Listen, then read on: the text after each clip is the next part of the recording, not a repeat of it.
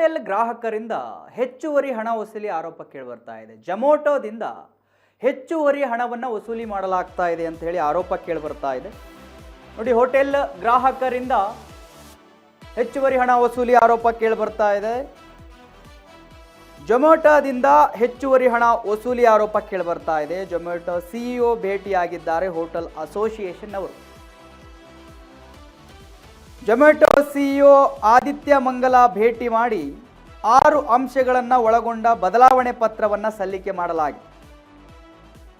ಬದಲಾವಣೆ ಪತ್ರ ನೀಡಿದ್ದಾರೆ ಹೋಟೆಲ್ ಅಸೋಸಿಯೇಷನ್ ಅವರು. ಹೋಟೆಲ್ ಮಾಲೀಕರು ಒಪ್ಪಿಗೆ ಬಳಿಕವಷ್ಟೇ ಕಮಿಷನ್ ಸಂಗ್ರಹ ಮಾಡಬೇಕು. ಸೇವಾ ಶುಲ್ಕ ಬಿಲ್ ಮೇಲೆ ಮಾತ್ರ ವಿಧಿಸಬೇಕು. ತಿಂಗಳಿಗೊಮ್ಮೆ ಹೋಟೆಲ್ಗೆ ಭೇಟಿ ಕೊಟ್ಟು ಸಮಸ್ಯೆಯನ್ನು ಆಲಿಸಬೇಕು. 6 ಅಂಶಗಳನ್ನು ಒಳಗೊಂಡ ಬದಲಾವಣೆ ಪತ್ರವನ್ನು ಸಲ್ಲಿಕೆ ಮಾಡಲಾಗಿದೆ. ವೀಕ್ಷಕರೇ ನೋಡಿ, ಹೆಚ್ಚುವರಿ ಹಣವನ್ನು ವಸೂಲಿ ಆರೋಪ ಕೇಳಿಬರ್ತಾ ಇದೆ. ಎಲ್ಲಿಂದ? ಜೊಮ್ಯಾಟೋದಿಂದ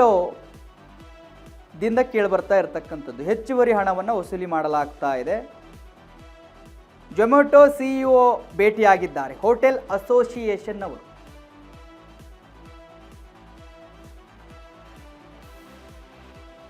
ಭೇಟಿಯಾಗಿ 6 ಅಂಶಗಳನ್ನು ಒಳಗೊಂಡ ಬದಲಾವಣೆ ಪತ್ರವನ್ನು ಸಲ್ಲಿಕೆ ಮಾಡಿದ್ದಾರೆ. ಆ ಒಂದು ಪತ್ರದಲ್ಲಿ ಏನಿದೆ ಅಂತ ಹೇಳಿದ್ರೆ, ಹೋಟೆಲ್ ಗಮನಕ್ಕೆ ತರದೆ ಪ್ರಮೋಷನ್ ಮಾಡಬಾರ್ದು. ಹೋಟೆಲ್ ಮಾಲೀಕರು ಒಪ್ಪಿಗೆ ಬಳಿಕ ಅಷ್ಟವೇ ಕಮಿಷನನ್ನು ಸಂಗ್ರಹ ಮಾಡಬೇಕು. ಸೇವಾ ಶುಲ್ಕ ಏನಿದೆ ಬಿಲ್ ಮೇಲೆ ಮಾತ್ರ ವಿಧಿಸಬೇಕು.